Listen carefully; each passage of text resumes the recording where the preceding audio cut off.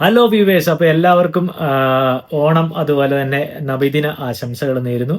ഈ വർഷം എല്ലാവർക്കും വളരെ നല്ലതായിട്ട് ഭവിക്കട്ടെ എന്ന് ആശംസിക്കുന്നു. അപ്പോൾ നമ്മൾ കാര്യത്തിലേക്ക് വരികയാണ്. മധുരാശി ശിവകാർത്തികേയൻ, അതുപോലെ നമ്മുടെ AR മുരുകദോസ് ഡയറക്റ്റ് ചെയ്തിട്ടുള്ള ശിവകാർത്തികേയൻ്റെ പുതിയ സിനിമ റിലീസായിരിക്കുകയാണ്.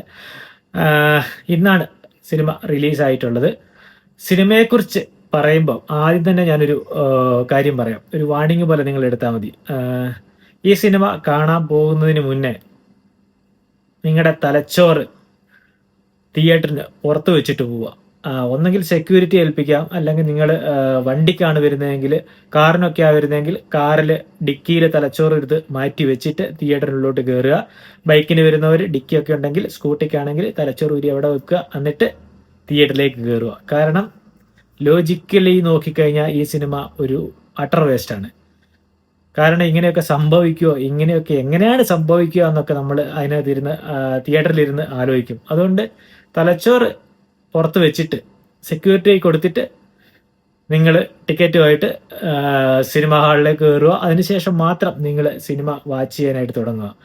അപ്പോൾ സിനിമയിലോട്ട് വരുമ്പോൾ സിനിമയിലെ കുറച്ച് പ്രധാനപ്പെട്ട നമുക്ക് ഇഷ്ടപ്പെടുന്ന കുറച്ച് ഹൈലൈറ്റുകൾ ഞാൻ പറയാം. ആക്ഷൻ സീൻ ഒരു രക്ഷയില്ല, സൂപ്പർ. വിദ്യുത് ജമാല്, ശിവകാർത്തികേയൻ ഈ സിനിമയുടെ നെടുംതൂണാണ് കേട്ടോ. ഇവരെക്കുറിച്ച് യാതൊന്നും നെഗറ്റീവായിട്ട് പറയാനില്ല. അടിപൊളി എന്ന് പറഞ്ഞാൽ വേറെ ലെവൽ ആക്ഷൻ സീനാണ് കേട്ടോ. വിദ്യുത് ജമാല് എനിക്ക് നമ്മുടെ തുടരുമില് ജോർജ് സാറിനെ പോലെ ഒരു കൊടൂര വില്ലനാണ് കേട്ടോ. കൊടൂര വില്ലൻ എന്ന് പറഞ്ഞു കഴിഞ്ഞാൽ നമ്മൾ തിയേറ്ററിൽ നിന്ന് ഇറങ്ങുമ്പോൾ നമ്മൾ ശിവകാർത്തികേയൻ്റെ റോള് പോലെ തന്നെ ഓർത്തിരിക്കുന്ന, അല്ലെങ്കിൽ അതിന് മുകളിൽ കുറച്ച് ഓർത്തിരിക്കാൻ പറ്റുന്ന അമ്മാതിരി ആക്ഷൻ സീക്വൻസുകൾ കൊണ്ട് നമ്മുടെ ഞെട്ടിക്കുന്ന പെർഫോമൻസ് ആണ് വിദ്യുത് ജമാൽ ഈ സിനിമയിൽ കാഴ്ചവെച്ചിരിക്കുന്നത്. നിങ്ങൾക്കറിയാലോ, ഒരുപാട് സിനിമകൾ നിങ്ങൾ ഹിന്ദി സിനിമയൊക്കെ വിദ്യുത് ജമാലിൻ്റെ കണ്ടിട്ടുണ്ടാവും. ഓട്ടോമാറ്റിക്കായിട്ട് പുള്ളിയുടെ എല്ലാ സിനിമകളിലും നമ്മൾ കാണുന്ന ഒരു സംഭവമാണ് ആക്ഷൻ സീക്വൻസ് അന്യായമായിട്ട് ചെയ്യുന്ന ഒരു ആളാണ് വിദ്യുത് ജമാൽ. അപ്പോൾ ഈ സിനിമയിലും അടിപൊളിയായിട്ട് ഒരുപക്ഷെ നായകനേക്കാൾ കൂടുതൽ മനോഹരമായിട്ട് ആക്ഷൻ സീക്വൻസുകൾ ഈ സിനിമയിൽ വിദ്യുത് ജമാൽ ചെയ്തിട്ടുണ്ട്. അതുപോലെ തന്നെ നമ്മുടെ ശിവകാർത്തികേയൻ എപ്പോഴും പറയുന്ന പോലെ തന്നെ പുള്ളിക്ക് കൊടുത്ത റോള് അതിഗംഭീരം എന്ന് പറഞ്ഞാൽ പുള്ളി, എനിക്ക് തോന്നുന്നു, ആ ക്യാരക്ടർ അർഹിക്കുന്നതിന് മുകളിൽ അദ്ദേഹം ആ സിനിമയ്ക്ക് വേണ്ടി അർപ്പിച്ചിട്ടുണ്ട്. അത്ര നന്നായിട്ട് അദ്ദേഹം ചെയ്തിട്ടുണ്ട്. അതാണ് ഈ സിനിമയുടെ മെയിൻ ഒരു ഹൈലൈറ്റ് എന്ന് എനിക്ക് പറയാനുള്ളത്. ബാക്കി വലിയ കാര്യമായിട്ടൊന്നുമില്ല. ആക്ഷൻ സീക്വൻസുകൾ, നമ്മളിപ്പോൾ വാർ എന്ന് പറഞ്ഞൊരു മൂവി ഹിന്ദിയിൽ നിന്ന് വന്നിരുന്നു, ഋതിക് റോഷൻ അതുപോലെ NTR. അപ്പം അത് വെറും ഫൈറ്റുകൾ മാത്രമായിട്ടൊരു സിനിമ. പക്ഷെ അതിൽ ഫൈറ്റ് കാണുമ്പോൾ തന്നെ പലയിടത്തും നമുക്ക് കല്ലുകടി വരും. ഹെലികോപ്റ്ററിൽ പറന്ന് ചാടി ഇടിക്കുന്നു, മറ്റേ കയറിട്ടടിക്കുന്നു, ചുമ്മാ ഒരു ലോജിക്കില്ലാത്ത ഇടിയാണ്. പക്ഷെ ഈ സിനിമയിലെ ആക്ഷൻ എന്ന് പറഞ്ഞു കഴിഞ്ഞാൽ അത്യാവശ്യം ഒരു നല്ല കിൻഡൽ ഇടിയാണ്. ഇടിച്ചു കഴിഞ്ഞു കഴിഞ്ഞാൽ നമുക്ക് വിശ്വസിക്കാൻ പറ്റും. ഇപ്പോൾ വിദ്യുത് ജമാലിനെ ശിവകാർത്തികേയൻ ഇടിക്കുന്നുണ്ടെങ്കിൽ ആ ഇടി നമുക്ക് ഫീൽ ചെയ്യും. ആ ഇടിക്ക് അതിൻ്റെതായിട്ടൊരു പഞ്ചുണ്ട്. അപ്പോൾ നമുക്ക് ആ ഫീല് കിട്ടും. അതുപോലെ തന്നെ തിരിച്ച് ശിവകാർത്തികേയൻ ഇടി കൊള്ളുമ്പോൾ നമുക്ക് ആ ഫീൽ ഉണ്ടാവും. അല്ലാതെ നമുക്കൊരു ബാലയ്യ ഇടി പോലെ നമുക്ക് അൺബിലീവബിൾ ആയിട്ടുള്ള ഒരു ഇടിയല്ല. ഇടിക്കുന്നുണ്ട്, അതൊരു കിൻഡൽ ഇടിയായിരിക്കും. അപ്പോൾ അങ്ങനെ ഒരു ആക്ഷൻ സീക്വൻസ് ആണ് ഈ സിനിമയിൽ ചെയ്തു വെച്ചിരിക്കുന്നത്. ആക്ഷൻ സീക്വൻസിന് വേണ്ടി ഇവർ ഒരുപാട് കാശ് മുടക്കിയിട്ടുണ്ട്. ഏകദേശം 150-200 കോടിയിലാണ് ബഡ്ജറ്റിലാണ് ഈ സിനിമ ഇറങ്ങിയിരിക്കുന്നതെന്നാണ് പറയുന്നത്. പക്ഷെ അതിന് മാത്രം ഉള്ള സംഭവമൊക്കെ ഈ സിനിമയിൽ ഉണ്ടോ എന്ന് ചോദിച്ചു കഴിഞ്ഞാൽ എവിടെയും കാണാനൊന്നും പറ്റില്ല. പക്ഷെ ആക്ഷൻ സീക്വൻസിൽ അവർ അത്യാവശ്യം കാശിറക്കി ചെയ്തിട്ടുണ്ട്.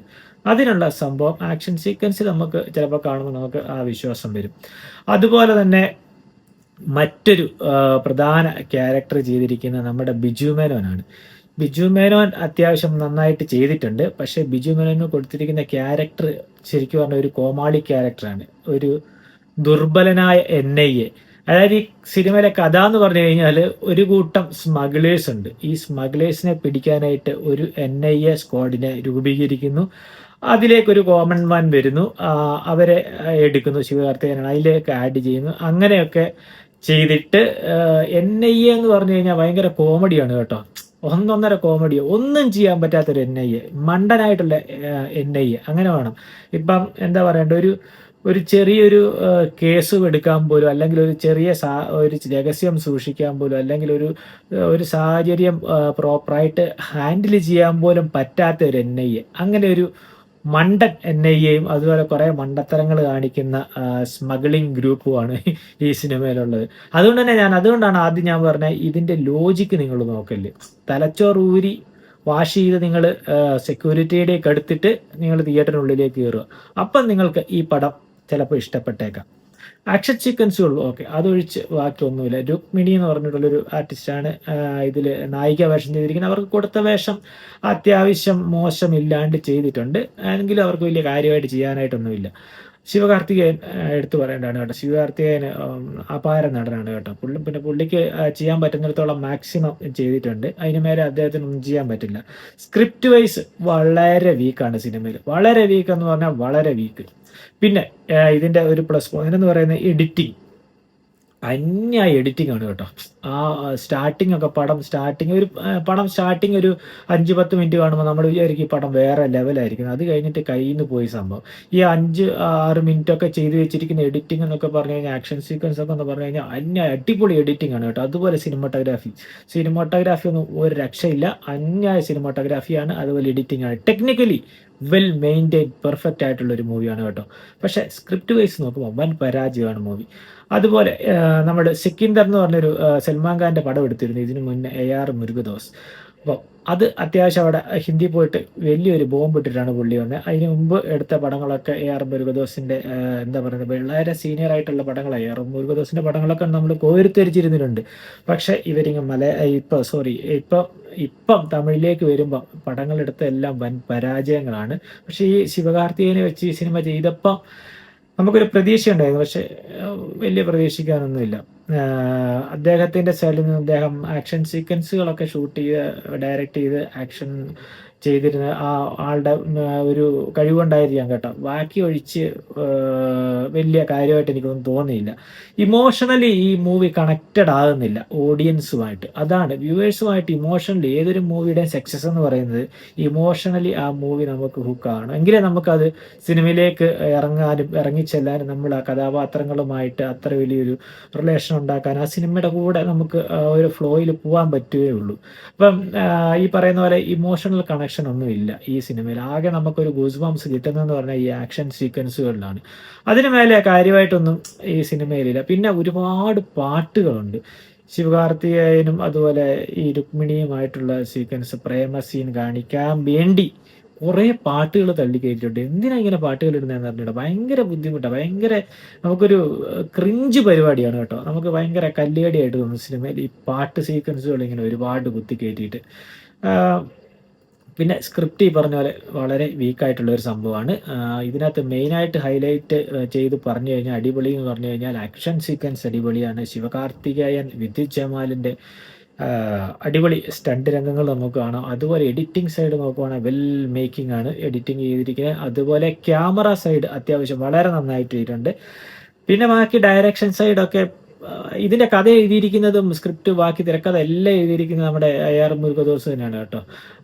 പിന്നെ അത് തന്നെ AR മുരുകദോസ് എന്നല്ല, AR മരിച്ച ദോസ് എന്ന് വേണ്ടി പറയേണ്ടി വരും. കാരണം പുള്ളിയുടെ ആ പഴയ പ്രതാപകാലമൊക്കെ അങ്ങോട്ട് പോയി എന്ന് ഞാൻ പറയുന്നില്ല. പുള്ളിയുടെ ആ സിനിമയോടുള്ള ഒരു പാഷൻ അല്ലെങ്കിൽ ആ സിനിമയോടുള്ള ഒരു അപ്രോച്ച് അതൊക്കെ കൈമോശം വന്നു പോയിട്ടുണ്ട്. കാരണം ഈ സിനിമ കണ്ടു കഴിഞ്ഞാൽ നിങ്ങൾക്ക് മനസ്സിലാവും. നിങ്ങൾ ഈ ഓണക്കാലത്ത് ഇങ്ങനെ ഒരു സിനിമ കാണാൻ പോകുന്നുണ്ടെങ്കിൽ ഞാൻ ഒരു കാര്യം പറയാം, ജസ്റ്റ് 1 ടൈം വാച്ചബിൾ ആയിട്ടുള്ള ഒരു മൂവിയാണിത്. അതിന് മേലെ ഇല്ല എന്ന് പറഞ്ഞാൽ ഇല്ല. അത് നിങ്ങൾ കണ്ടു കഴിയുമ്പോൾ മനസ്സിലാവും. അതിപ്പോൾ കട്ട ശിവകാർത്തികേയൻ ഫാനാണെങ്കിൽ കൂടി നിങ്ങൾക്കൊരു 1 ടൈം വാച്ചബിൾ മൂവി, അതിന് മേലെ ഈ സിനിമ ഒന്നും നിങ്ങൾക്ക് വാഗ്ദാനം ചെയ്യില്ല.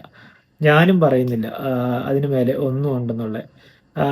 അതിന് മുന്നേ നിങ്ങൾ സിനിമയ്ക്ക് പോകുന്നതിന് മുന്നേ തലച്ചോറ് ഈ പറയുന്ന പോലെ പുറത്ത് തിയേറ്ററിൽ എവിടെയെങ്കിലും സുരക്ഷിതമായിട്ട് സേഫ് ചെയ്ത് സ്റ്റോക്ക് ചെയ്ത് വെച്ചിട്ട് നിങ്ങൾ തിയേറ്ററിനുള്ളിലേക്ക് കയറുക. അല്ലെങ്കിൽ നിങ്ങൾക്ക് ഭയങ്കര വിഷമമാവും. കാരണം നിങ്ങൾ ഓൾറെഡി നമ്മുടെ മലയാളത്തിൽ നിന്ന് അത്യാവശ്യം നല്ല പടങ്ങളൊക്കെ വന്നിട്ടുണ്ട്. അപ്പം ആ സിനിമയൊക്കെ കണ്ട് നിങ്ങൾ സന്തോഷിച്ചിരിക്കുമ്പോൾ എല്ലാ സന്തോഷം കൂടെ ഒന്നിച്ച് കെടുത്തുണ്ടല്ലോ. അപ്പോൾ നിങ്ങൾ യാതൊരു പ്രതീക്ഷയില്ല, ജസ്റ്റ് പോയിട്ട് കാണുക.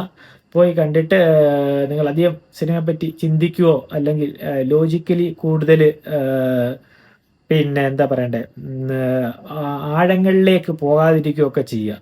അപ്പോൾ അങ്ങനെ ഉണ്ടെങ്കിൽ നിങ്ങൾക്ക് പിന്നെ ഈ സിനിമ ഒരു പക്ഷേ ഇഷ്ടപ്പെട്ടേക്കാം എന്ന് വെച്ചാൽ ആ ഇഷ്ടപ്പെടൽ ഒരു വൺ ടൈം വാച്ചബിൾ എന്നുള്ള രീതിയിൽ ഇഷ്ടപ്പെട്ടേക്കാം. അതിന് മേലെ സംഭവം ഒന്നും ആയിട്ട് എനിക്ക് തോന്നിയിട്ടില്ല.